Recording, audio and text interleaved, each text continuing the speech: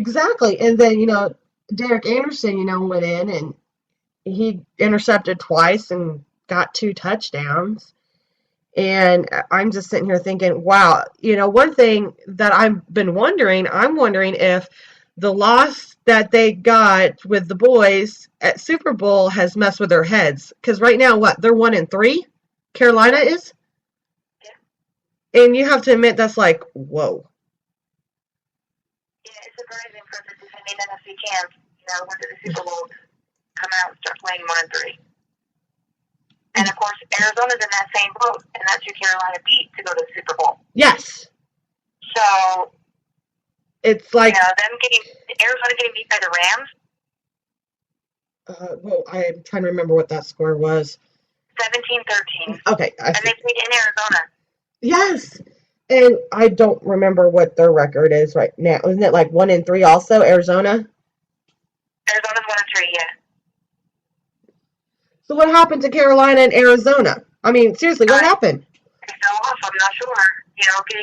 Getting as far as they did last season, has that gone to their head? Your guess is as good as mine because, what, Carolina went 15-1 Yeah. last year. And like you said, Carolina beat Cardinals to go to the Super Bowl. And now neither one of them can hold their own. Exactly. It's like. And I told you about the article that's on NFL.com today saying that the season ended now. Who would be in the playoffs? Neither one of them are in that article. Yes, I remember you saying that, and you kind of have to be like, "Wow, are you serious?" Yeah. And see, and we play, Atlanta beat Carolina 48-33. Excuse me, and now this coming up Sunday, we have to play Atlanta, but the good thing is it's at home. Yeah. So all you. And Atlanta doesn't have Go ahead. a really good record when they play Denver in Denver. Exactly. I mean. So all you Bronco fans out there, when you go to the game, please scream and shout for all of the rest of us. Be loud. Yeah, Patrick, I agree. He's a good quarterback to some extent, Cam, but he is too full of himself. And he started to do some things this season which lead me to not like him as much as I used to. I used to have a lot of respect for him. But in the Bronco game, Brooke and I were both there. He was doing some pretty dirty things. He would get hit, but he was dropping his head and dropping his arm. So when those guys would go in to hit him, yeah, it looked like it was helmet to helmet. Right. And a lot of our players were fine for those hits. But I agree. I mean, and see how I look at a player, because I have a lot of respect for other players. And I agree. Cam is a good quarterback, but his personality and how he is off the field makes him look ugly. That's why I don't like him. That's why I do not like him. Now, if he was, not being like you guys, like Patrick said, full of himself, and like what you said too as well, I would have more respect for him. But yeah, at the Carolina game, he purposely was putting his helmet down. Are you kidding me? Yeah, dropping your arms and putting your helmet down so it looked like you were getting helmet hits. It's horrible. I do not like players that are like that. And ever since he became the MVP of NFL in general, I think it just went to his head. Yeah. Oh my gosh. He's just, to me, no offense to any Carolina fans out there, but he's an embarrassment. I don't like people that are like that. I don't. But what other scores What did you think about Oakland beating Baltimore? Oh man, I was mad. Because that game, I watched some of that game, and that game was a flip-flop. I'm like, come on, Baltimore, come on. And see, they were undefeated, and they lost to Oakland. I mean, and it was a 1 point. And open that door for Oakland fans just to talk a bunch of smack this week. Oh, of course. Just so somebody can close it again for them next week. Of course. But it was only by 1 point. Correct. I mean, it wasn't like Super Bowl winning. I mean, Derek Carr. Well, a win is a win, Brooke, but how they act, some of the fans.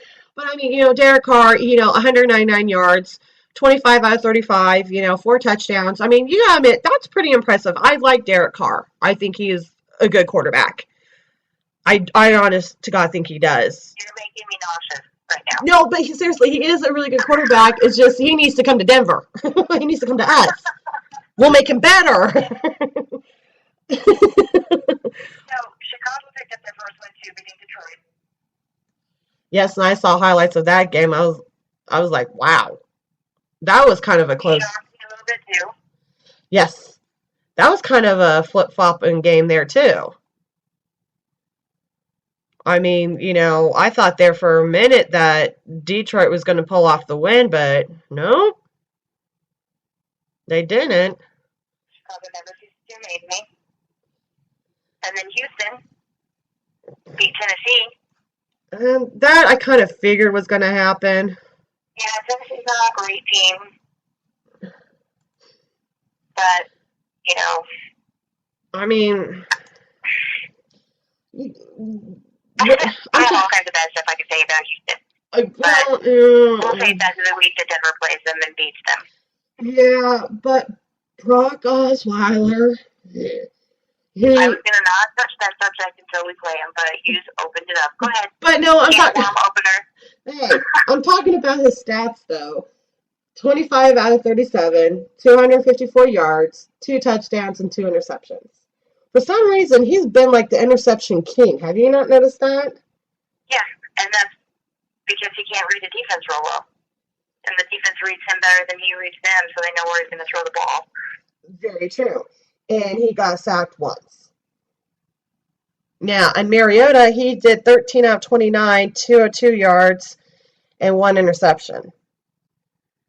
No touchdowns. So. Did you see what Patrick just said? No, hold on. I'm over here reading stats. Baltimore is ghetto. I got to walk the stadium without anyone. I was doing all the job the stadium. I just walked in and the film was inside. It was crazy. I was sure cops were going to show up. Wow. Thank you for. Patrick just informed us that he walked into the stadium in Baltimore, walked around, looked at the field, and all of the night. It was crazy. So basically, he gave himself his own one-on-one tour of the stadium, and that kind of scares me. It does scare me. The other thing that's kind of scary too is Brooke and I were talking about this earlier. The 2 Raider fans that beat up the Baltimore fan who's now in the hospital with a severe head injury. And see, oh my gosh, and see, I'm very passionate about football. I love football. I've always loved football. Me too, but I'm not going to beat up somebody else if they beat my team. Thank you. Or vice versa. I mean, to me, it's just a game. But yeah, I remember when you told me about that, I was like, are you kidding me? Yeah. It's like, come on, 2 guys. Raider fans beat up a Baltimore fan. Not even in Oakland and Baltimore. No, that you have to admit that was stupid on their part. And they're now sitting in jail thinking about how stupid they were. Patrick said doors were wide open. Now that's kind of. They gave you the keys to the kingdom, Patrick. Got the golden key.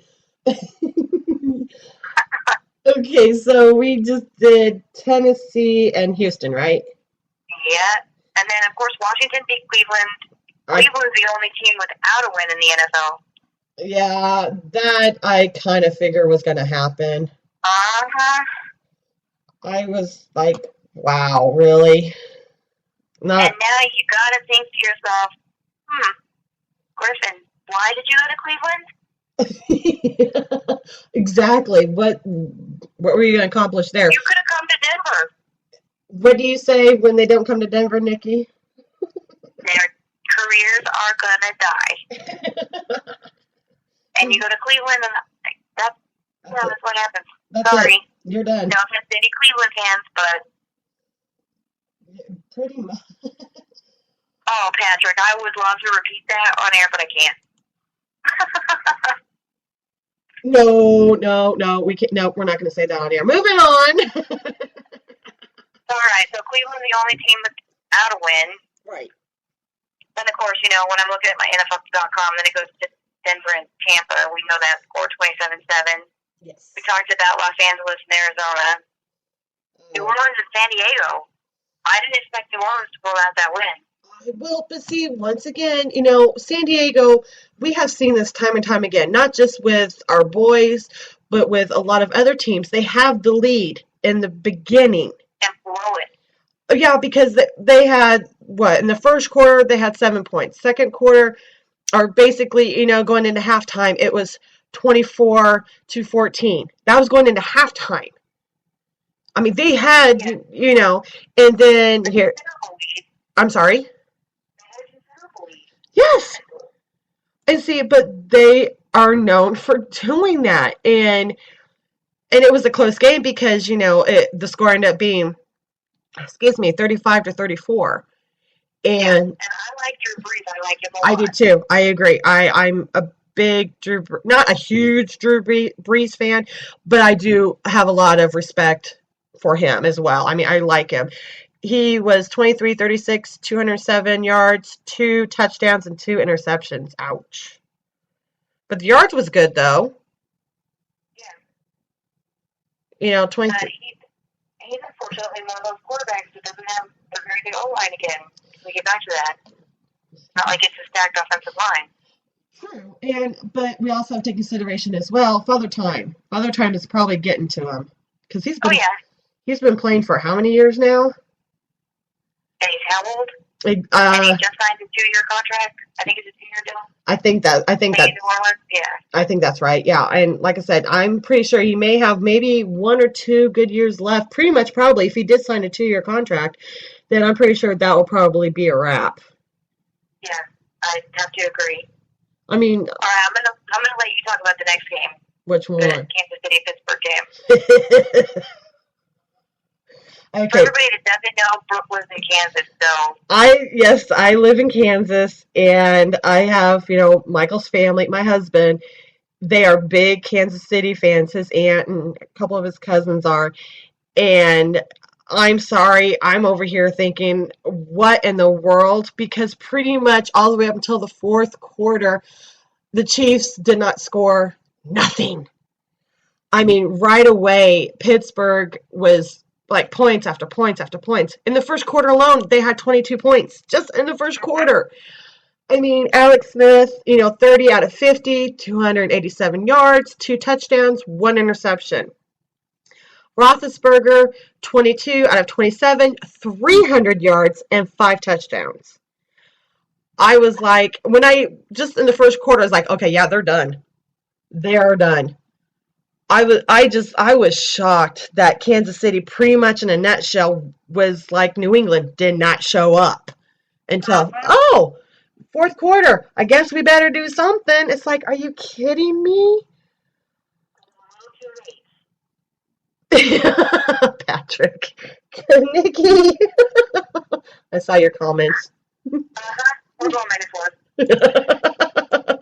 But you have to admit, you have to admit on that one, sweetie, that it was like, wow, are you kidding me? Did you guys not know you had a game? Yeah. Did you send your Kiwi players? Because last time I checked, it's the NFL, not Kiwi football.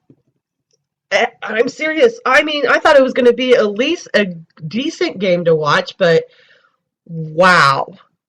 Yeah, I didn't expect it to be a blowout at all. Exactly. I mean, and D'Angelo Williams, 7 yards, 1 touchdown. I mean, I can go down the stats for everything, and it's like, oh my gosh. And then Smith got sacked. I don't know if I mentioned, but he got sacked 4 times. 4 times. It's like their offensive line, no offense, kind of looked like ours last year. Not, much love to my Broncos. I love them through and through, but it kind of reminded me of like, okay, did we swap bodies or something? But I'm like, holy cow. All right, what's the next game we need to talk about? Dallas and San Francisco. I didn't really watch much of that game. Well, it wasn't on. They didn't show it either because the Bucs were on at the same time. So I don't even think I watched the highlights. Yeah, I didn't watch them either. I just know that, Dak is playing really well. Dak Prescott, who, of course, Denver passed over to take Lynch, which is all right with me. Works for me. But he's playing really well. Sanchez is in Dallas, but not playing. And they paid him an awful lot of money for him to ride the pine. But that's okay. But no, they beat San Francisco 24-17. the fans in San Francisco were complaining that there were more Dallas fans at Levi Stadium than